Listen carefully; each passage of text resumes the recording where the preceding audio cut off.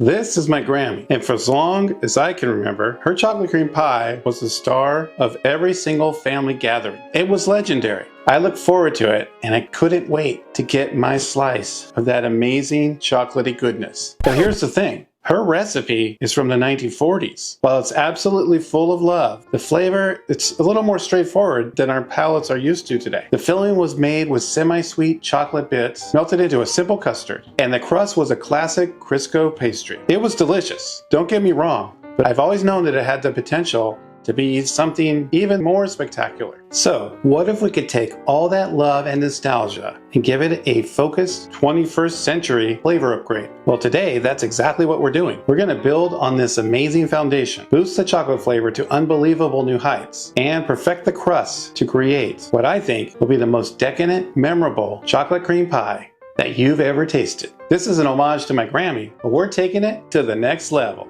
So stick around, like and subscribe, and stay tuned for more Grammy's chocolate cream pie recipe. We have to start with the foundation of any great pie, the crust. Grammy's original recipe, like a lot from the 40s, used Crisco. Crisco was a staple for a good reason. It makes things incredibly flaky, but on its own, it's missing that rich flavor of butter. So our first major upgrade is getting the best of both worlds. We're making a combination crust, using both lard for that flaky texture and cold salted butter for that deep, rich, buttery flavor and that perfectly salty balance. This combination is the real secret to a next level pie crust. The process is simple, but the details are everything. In my bowl, I have 1 1/4 cups of all-purpose flour, just a half a teaspoon of salt, since we're using salted butter. Now for the most important part, the fat has to be cold. I'm adding 6 1/2 tablespoons of cold salted butter cut into 1/2-inch cubes, and 4 tablespoons of cold lard. I'm just going to cut it all into the flour until the pieces are about the size of peas. Just work fast so you don't melt that fat. Those little pockets of fat are what creates steam in the oven, and the steam equals flaky layers. Once the fat's worked in, it's time for our liquid. And just like the fat, it has to be ice cold. I'll be adding 2 to 3 tablespoons of ice water, 1 tablespoon at a time, mixing gently with a fork until the dough just starts to clump together in a shaggy mess. This is where a lot of people might go wrong. They add too much water or they overwork the dough. You want to handle it as little as humanly possible. Overworking develops gluten, which makes your crust tough, and toughness is the enemy of a perfect pie.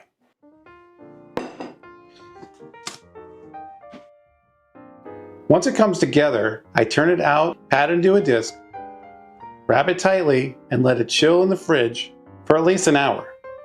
You can't skip this step. It lets the gluten relax and the fats get nice and firm again. After it's chilled, we roll it out, fit it into our pie plate, and trim the edges. I like to do a simple crimp with my fingers, just like Grammy used to. But before we can fill it, we have to blind bake it.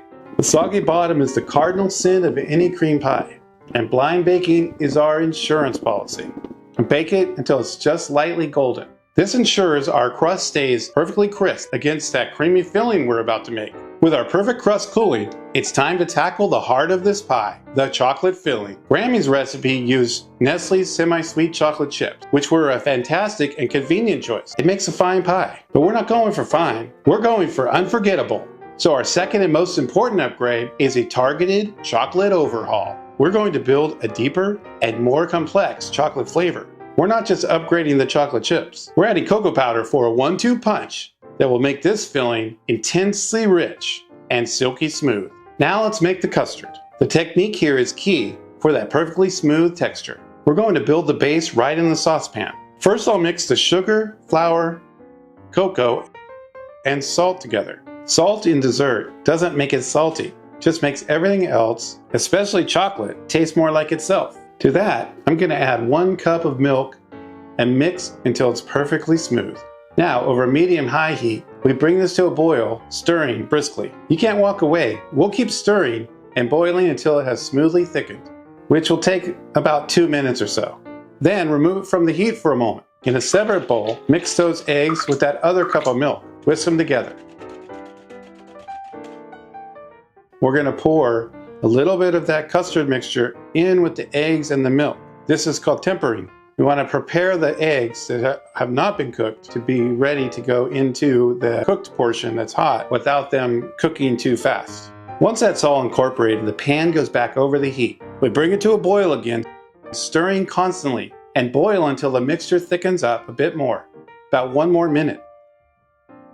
Then we kill the heat for good, and here's where we add the final touches. Take the pan off the stove or on a burner that hasn't been on. To that, we're going to add our butter and our semi-sweet chocolate chips, and a generous splash of pure vanilla extract. And we're going to stir that until all the chocolate's melted and everything is glossy perfection. All right, this is the moment where the magic really happens. We're going to pour that rich, dark, silky smooth custard into our beautiful blind bake crust. Look at it. It fills right to the very top. That's not even set yet. Look at how chocolatey that is. But we're not done here. To stop that weird skin from forming on top of the custard as it cools, we're going to press a piece of plastic wrap directly onto the surface. Now my mom actually loved the skin, so when she would make Grammy's recipe, she wouldn't put the cellophane on the top, and she would let the skin develop. It's a modern trick that makes sure that every single bite is perfectly creamy. And now for the hardest part of the whole recipe, waiting. This pie needs to chill for at least 4 to 6 hours, but overnight is honestly even better. That time lets the custard set up perfectly. And after a very long wait, it's time for the reveal. We pull these beauties from the fridge. The custard is perfectly set, dark, and gorgeous. Look at that. All it needs now is its crown. Grammy would top hers with a simple whipped cream, and we're honoring that with a little more flair. I'm whipping very cold, heavy cream with a bit of granulated sugar and a splash of vanilla until it holds beautifully stiff peaks. Instead of just plopping it on top, I'm loading it into a piping bag with a big star tip to make a beautiful border. It just makes the whole thing look as special as it tastes. For the final touch, I'm taking a bar of dark chocolate and a vegetable peeler to make a shower of delicate chocolate curls right over the top. A simple move that looks so elegant. And there it is, Grammy's 1940s chocolate cream pie. Respectfully and lovingly upgraded version. The only thing left to do is cut a slice. Pro tip, dip a knife in hot water and wipe it clean between each cut for those perfect clean slices. And there it is, Grammy's 1940s chocolate cream pie, just as we see wrote in her recipe.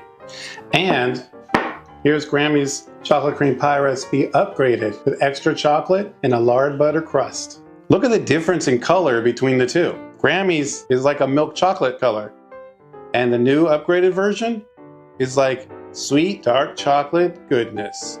Let's do some tasting. We're gonna try Grammy's first. Here we go. We're gonna cut into it.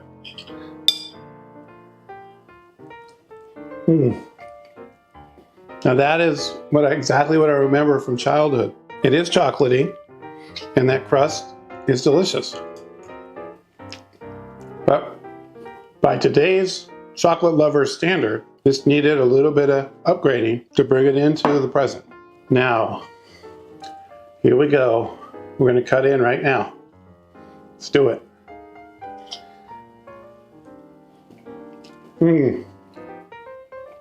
First things that hits you is that layered, flaky crust. You can get a hit of the salt and the umami from the lard and the butter. It's subtle, but it balances with a deep, rich, chocolatey flavor that's in the custard. And then finishing it off with that light, fluffy whipped cream with just a touch of vanilla. I mean, come on. It's still the pie I remember from childhood, but just with the chocolate volume turned way up. This isn't about replacing a memory.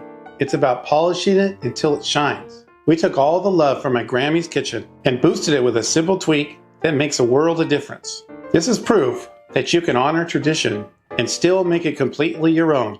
If you love seeing this piece of my family's history get a delicious modern twist, please give this video a like and subscribe for more vintage recipe upgrades. I'm so passionate about bringing new life into these old classics. And now I have to ask you, what's a beloved family recipe that you've been thinking about upgrading? Is it your aunt's casserole or your dad's chili? Your own grandmother's signature dessert? Let me know in the comments below. I would absolutely love to hear your stories and what dishes mean the most to you. Thanks for baking with me. I'll catch you next time. See you later. Gotta get one more bite.